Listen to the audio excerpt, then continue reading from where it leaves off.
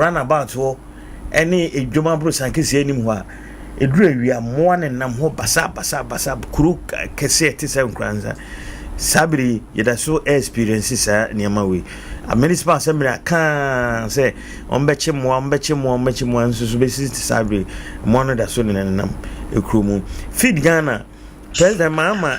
nano I'm say brother nra no di ho nkomo wanwi ene be wuram kakra om say palm oil omani beko ho pa nti meme de stizere na brother kan yenyi niama no nsi o say palm oil na ke ni akoho say bia ebia bura na eni akoho say yenyi ni niama no ne yema eni nkoho baako na ye jai bom say ye jai ni nyina bom a ene ya na unhu ne o fa no wo nti ise palm oil isi o so omani beko ho pa na o ma hwe diska wuram na moye na o ma yi ni ata akwaba yeah me dear na pomo ti say divine selection over there na do okay ere ya me ase enti maminti o kakra Center for Democratic Movement CDM for say 100 days president mama woman for over 10 Kwame Boateng Adwumawura stray animals more money nam bahat is it kin zuba say on the on police station ochewa ma no de begu so fit Ghana na no lanche o touchman eni hu nkomo wie because kuya de meme de bia me kan say kuya de say o man Ghana de need si kuya so say ya kan say na me bobo so bahat aban bia ba na me hwe kuya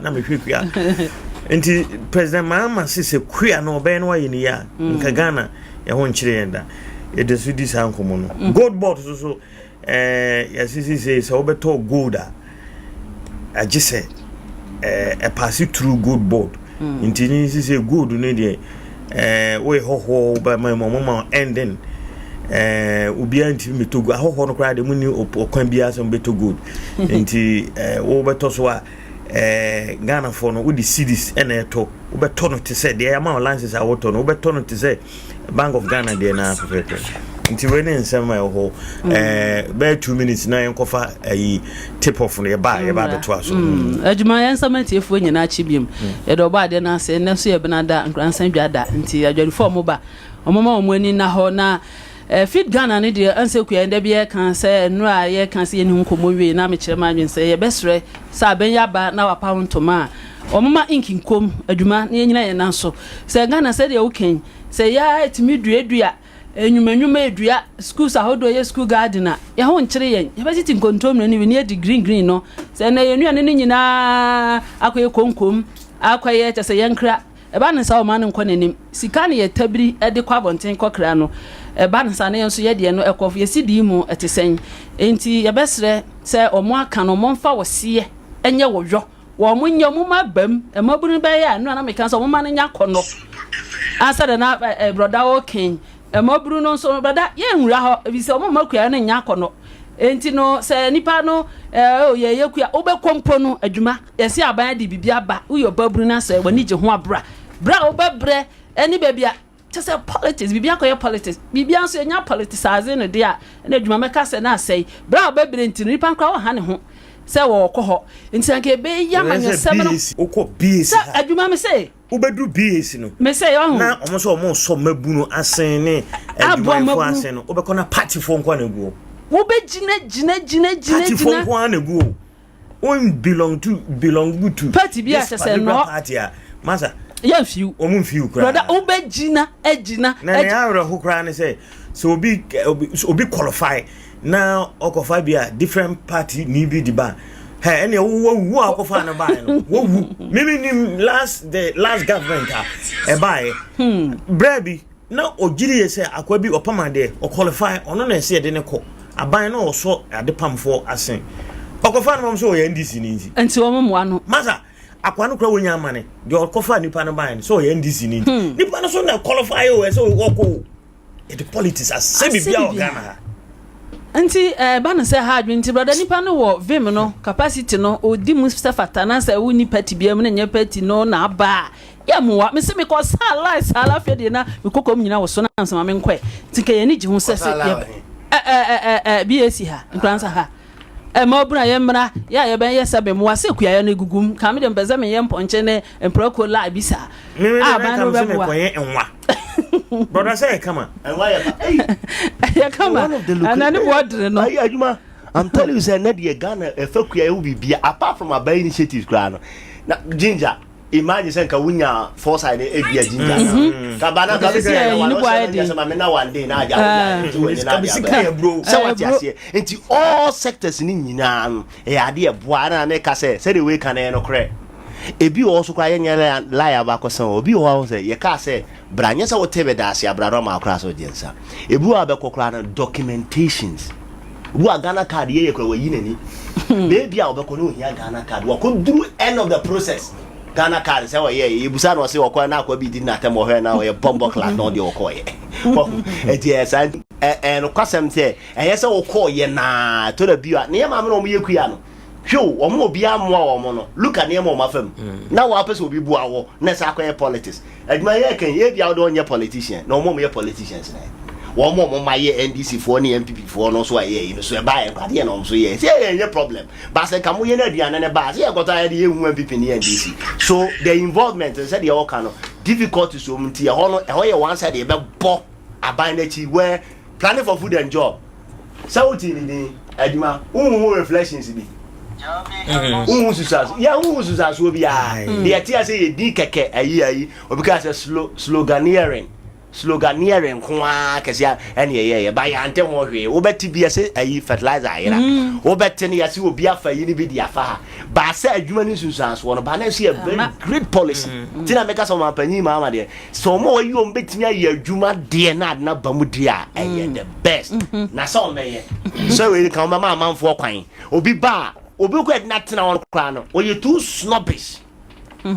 ahade ba kwa ba me study here say o go to dia nkwa nipa ntu yi nani o di komo two case me be say ma me boko de e bia wo pa wo tie dia no wo ton wa ko gina dia no na o yi nani no o di komo that's what ye tie so ma me to me ja ka no sa aye na ya ba to e me wo e di bi ndi sam say boko de o bia wo to dia ko de nipa be dia ala fe na wo di komo e wa pa but steady no brother I want to correct me say me ta ko teri anu abontene obekọ nipa no nkom otire na wodi nkom sa ntika na otu wodi wo kasa ntinya nto boase ye na ekwa na wodi nkom woni ne kapana de gofu wo so no we kwa no didi watem woni ne ye you woni ne ye aso nti said e ka no fit Ghana de e ma bibia mu na ho bi obetime bia ye mwa no so na se na o ma no chicho o ma no krankro nti na bibia ntimi kwa nya nu aduane mra na yemfa bi nso kwama no na yenso nya sika na o ma nkwa nanim na bibia nkoye nti no ye be stress abaya bai de be si ni so mo fa nhye mu da mu fa mu hwe petifo nkwanim ye nyina se Ghana mu miem na ye nkoye nim nya sa de ye be ko so etim ba bi etim na fertilizer say 90.7 FM na MPP aban prince pension no amanfo wia te said na brother ken amanfo wia fertilizers e di trap oman mu ekọ oman foforo so na ye show ye me de bia me ka say Ghana no ase monitoring no ye nya de wo ho obi ayi nani mfo bia o okra utimi hu say abrantie bi sha ewia fertilizer one ebinum aye anokro aye obetimi akwa ko hu ene watwam no sa gudam onka bibia amfa o mo sa di gudam wala se o kan kran so a o mfi de ne na said ye se odi akire ye che no kra se oni no ekosi sen etinyina na ema o man te ba fam yan sesa yesu ne ba san de e be ko so atem utu kwan ko ba na obeka obi de na esi a said ye Ghana Gold Board Act new board ye introduce ye no je o mo ka se foreigners our foreign Ghana fo nyina gold dwadie no se de tinton tan tumikrata ya de ma wo previous mineral marketing company de ma ye no se ade se Ghana Gold Board Act no a yaten for fresh se enya adwuma biem enti ye season no ye yankomra adwuma okay enti ye kofa tip off no aba e wo Sompa 106.5 agudie mu nsem enti ye ba beto aso nkomo pi e wo ho a ye ba ye be didi ho enkom sia e wo one mu tie bi ade fi 106.1 ana Nkoranza 90.7 ye jeje mu dia ma wo na ma me fanto anim so bowura mu e wo Paris France abrochima mu a eno ya danfo pa radio ya chese na no pen no ye jeje mu dia ma mo ye crucia ya nya seketo akora na me patron tantam so no wo hwa obra no ano so no abapa ho me na tere ma akoma aduanan sia enti ye ni bra kora wa santantam so ye bowura mu afisem na kire no ye de krofo krofo so de eso atumi ababa som na me patron ye sansam no ase Adea Ghana Premier League ni mu a woni se nyame yad ma wachina midweek no games a wo drop no a enso betumi atodwa ma na yeye na me pacho ma me fanto ani mo se Young Apostles one babo one mu game Adea tia brekum Chelsea eno ye wachina 3 p.m. Sompa 1996 wo mo betina fie no ato nsa de Africa Karela United a eno so ye 3 p.m. asa game we no e betumi abaso ma na yeye me pacho ma me fanto ani mo se Bibia Gold Stars one bako away no ani Bechem United enso atumi akosi akan wonim se Basake Wally Stars nyame ya admo betonsa Adea Vision FC na sa game we no atumi abaso nyame ya admo kina 3 p.m. on the dot anya sem ketwama wonim se Aduana Stars no nyame ya admo watonsa Adea Accra House of Folk na sa kese na atumi akoso me pato Media Football Club no nyame ya admo bako away enu ya 3 p.m. na one House of Lions so atumi akosi kan amanuama nyina da atumi akoye ohonmo wonim se Nations FC nyame yadma game a wo mo Dreams FC bebo no PM Accra Lions so wo mo ne Krobia Kumasi Asante Kotoko enso atumi akosi kan we ye midweek games a wo do ye betumi atodwa ehonmo na be pacho wonim se mranche pi no ehonmo a wo mo si wo mo kan e wo da Ghana Premier League ni ma fiwe no wo mo mode bona timi aso ni ye pa na me pacho ma me fanto dwa sa 5 players bi wanu mu a one ma shego wo mo mode bona kwantan e ya solid ya nya sanketo ama wo bowura mu e wo brekum Chelsea a ma me fanto wani mo se abratia France Steven Amankona was sinak de ma brekum Chelsea was 10 goals a eno ne kakra ye free waba Choiza Chiawate one Nations FC one so 10 goals Samuel Atakumi wo bowura mu bibia ne Gold Stars a abratia ne one was sinakan one so 9 goals Ata Albert one so we kura di Albert Amua one sakan Adema Krobia Kumasi Asante Kotoko me pacha ma me fanto animo se achamu ayi wano so 8 goals a eno ne kakra ye free waba afa Joseph Eso wo bora mu Dreams FC a wano so 8 goals and win top 5 players a Ghana Premier League ni mo one ma si one ma kanu mo de bono enso tumi kwankan ye pa afa wo bora mu goalkeepers ni mo so a me pacha ma me fanto animo se ye top 5 goalkeepers a se wo mo so most green sheet enya sem keto akura na me pacho wo bowura mu e wo Bechem United ama me fanto animo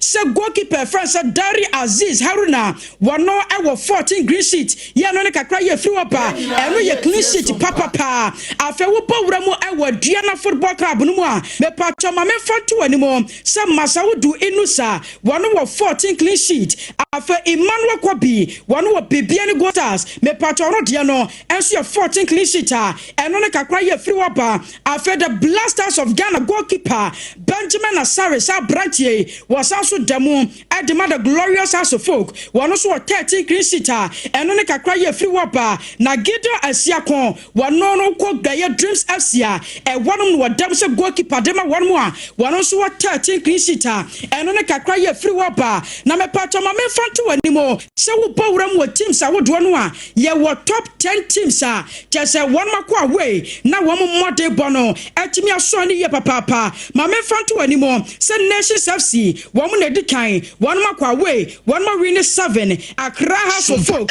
one na toso mienu one makwa away one ma win 4 Media ma wo so de nie me pacho ma me fanto animo se Krobia Kumasi Asante Kotoko one mo so toso afa Bibia Gold Stars Dreams FC House of Lions so ma me fanto animo se one makwa away one ma win 3 FC Sompa 90.7 no me pacho ma me fanto animo outball games I would drop inu a ya one more really chance wo Ghana Premier League ni mo afi we de na nya sam keto ama wo bowura mo Bibia Gold Stars a wo mo na toso Media Sporting Club no wo mo so toso bi o ha no ma me fanto animo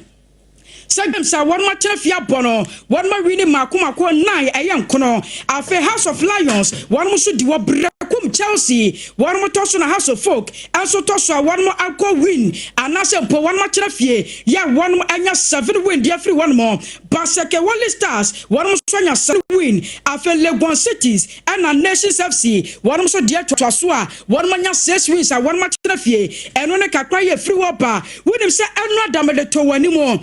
Sunday no Vision FC one bomu game edit here the glorious House of Folk me pacho ewi akire no na kwaye 1-1 draw one more eno ne kakra ya na free wapa na wonim say before the game no supporters I would drop in aba monte so any technical team no wo mo de baba to get sa game we crucial sanse wo hwemu the glorious Accra House of Folk no wo mo de bona ya tia kofom na msuntiri wo mo de kakra bia wo betumi nya 2 win e de free one more ne kakra ye free wapa na me patro after the game no ekoko wie 1-1 draw wo hono na enu na semtwerofo bopiri wo wura ye friend say Amna Walker and papa ne din komo wo ye technical director Adema Vision FC e ma papa no to na nu to na semtwerofo ebisa so wura na wo hwe game no ekwoso na no Sunday no a na Vision FC na mo wa brehemu na mo wo gidie se mo anya kora no mo goals ma ko 3 bidie mo betumi dia hyehyɛ na so after the game no ekoko wie 1 draw hono mo a dia be pa ne kosi ye e ma owura no kyerɛkyɛ nsɛm e de kyerɛ semtwerofo game eyefe e ma nipa e baaye se ye benya ye matches ni na ye bowo Premier League yimu na promotion ana beyesia anka se ye beda nyamiasi ndi nukrenya mianim has is a big club wo book ese ema omu do mi wo Olympics no na mi show omena we na the bet this particular match no me ye no wo promotional steps ndi ma obia mfano se me disrespect he has ana me ye baby Adea Akye House of Folk animatic and ye baby just me ye ma born ayefe na nyame adum so me tiechi me born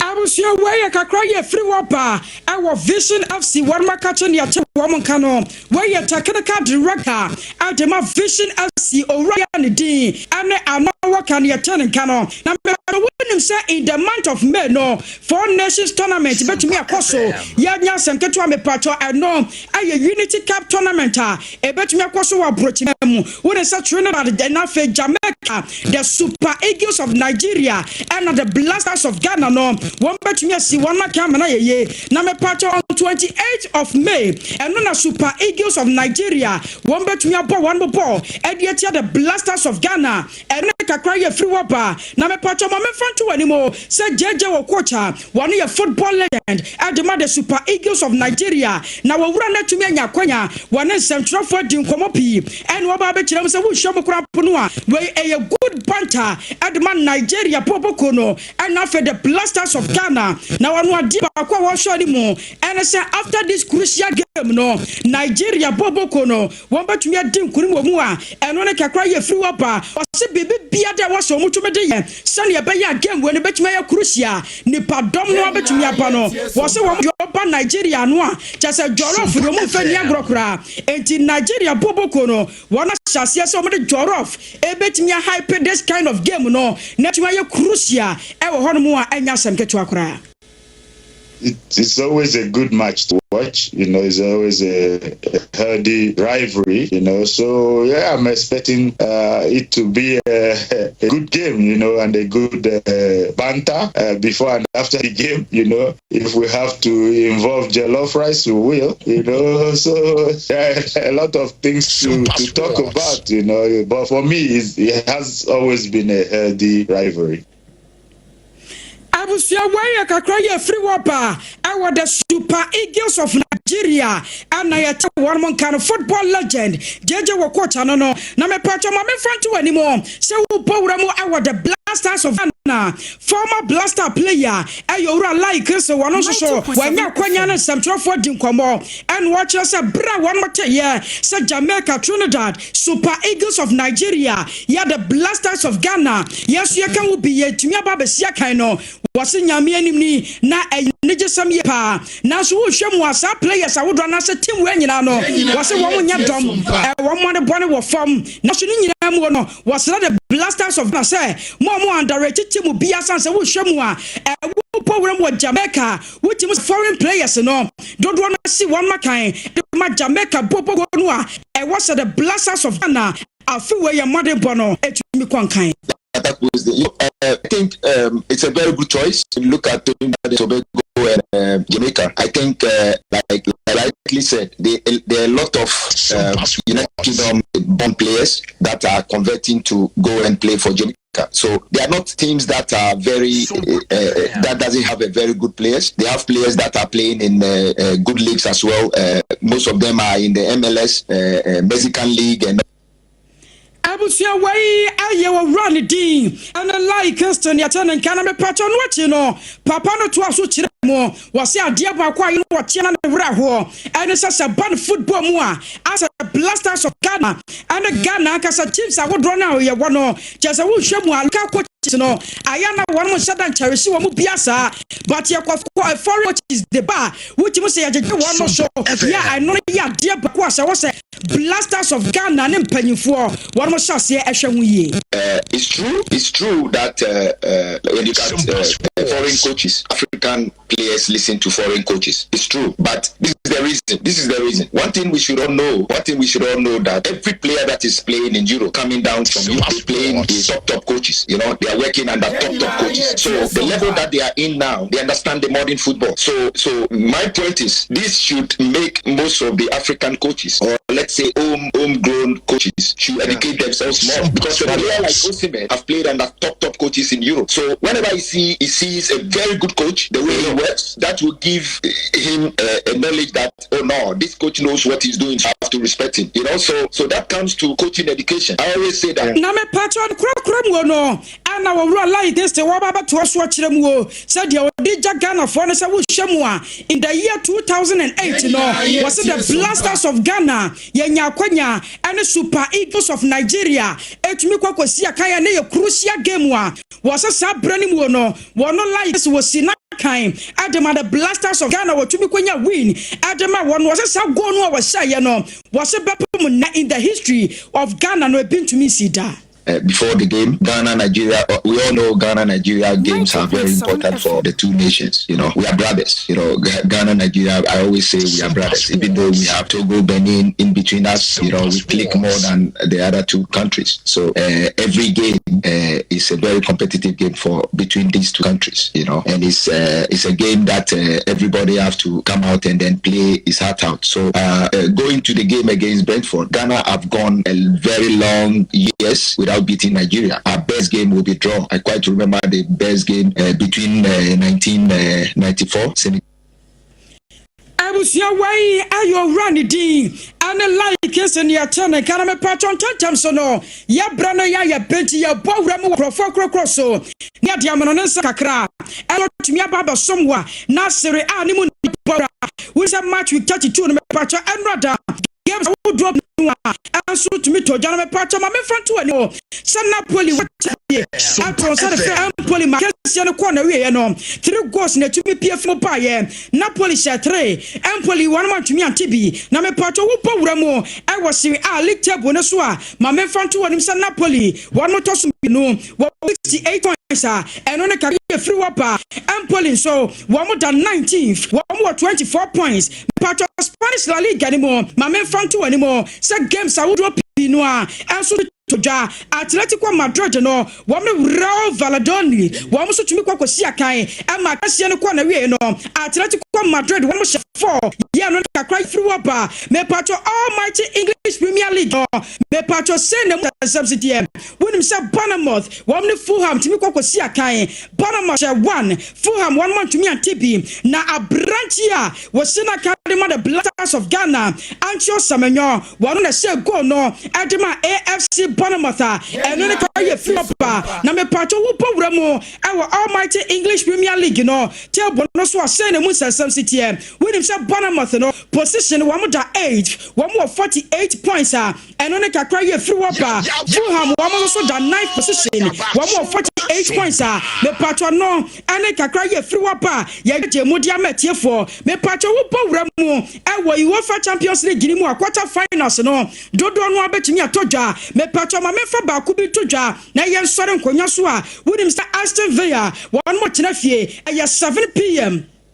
na one Paris Saint-Germain aso atumi akwakosia kan Borussia Dortmund one more trafie na one Barcelona aso atumi akwakosia kan amanuama nyina da aso atumi akoyie ade amatiefo a me patwa ma me franto animo se wo bowra mu Manchester United the season we no enuama sadan kreke emfa ma Manchester United anya semketo ama wonim se na no wo Newcastle ekwakosia kan Manchester United one more say one Newcastle baba tete asha one mo mako for eno ne kakra ye free wapa na me patcho ma me front animo se wo program wo league table so a se ne mu sansam city Manchester United no wo mo da 14th position wo what 8 points eno ne kakra ye free wapa na me patcho ye bre na nya ye free afi ye free ebe butu said ye nyina ye nim se Easter bia ye free here na okofrobo ku jima techi otos minu ene na trankonwa ede afacha tronko chicha sono afi so edobia wo ne sasunti na okobo ku jima otos mienu ye free here na ekwajamia ye free hema na nanom atrankonwa assembly member unit committee for planning committee ye free for development ye wa monone ye free nkosuoko enkan kumase sunyane wane watachuma kentampo ene adehye wo ye free na ma wo bibia kwaba ede aba free afi Easter afache emu na dwumadie ye abofoto ne ye de aboa ye free enkoso edwabo no kai se eye da kwasiada 23rd April 2025 asentre yenkamom ne betimi achechere dwumadie beba so ye free Methodist School Park 4th April Ronika Saints dwumadie ebekoso obacha senator pass ede ama maiwa ewo ye free Crodium ye de na wotwe na esiwa ye di edi dwumadie Easter Wednesday 16th April 2025 no anopa ye be clean up yes ye free mountain so ye wie ya ye the whole screening exercise so for high blood pressure ho afei ye be penti ye free e mountain so na ye de ama awo akwaba enimo no na enyom so ejigigum kama da etos mienu me kire Thursday no eno eye open forum ebra nondu aba nopa ubenya kwan no wa kire adwen e de afa kro no empuntuo ene ne nkoso ho live performance be koso bra no numabo ye wie ya ebra no nsia abo pepepe drug abuse talk be koso na teenage pregnancy ya kasafe no ho na adichi fiada 18th April eno anapa no yebeko waterfall na yewia dinner party akoso na sponsor Emma dinner party na najas hima ene na nkobia hima yebegina so na yedi wo mo afidida sansa yedi wo mo tie benwa so no apepepe ene 18th April yedi sa dinner dwumedie be chicha so edamemreda 19th April float ebekoso yewie ya hall screening so bese akoso afa diabetes so ebra no apemu nondu abo anopa no wedding time ebekoso dumienu mpemu yebebu nkonta ede atre ye friman ewo foto a yebo afie twemu ye de yoye ede de afi so ye peso ye yebe lanche hotel nonai apemu na eda kwesiada 20th April na nkasa no community harvest bekoso ebra dubako abo apemu eno ene ebo dwadata ede abo nana echidom na krono kwaba gesi jima afei arabo kwadwaban ajman van veka ya wo yesini twani apostle Ishmael Bobo ene mpanimfo bebre ebabo amadwumadie wo makoe donation ewo Osebonsu senior high school ewo Nkoranza yefri wo ye nkyeremu bia fa dwumadie hu a fra nana okoforobo opoku jima techotos mienu yefri here ewo 0242108844 fra nana bafupim chiame ewo 0555668898 ana fra secretary Maswal bafupim ewo 0240765160 ye free afidie ampaya ebedwa anigye ni nyira ewo ye free Easter fache eho ene de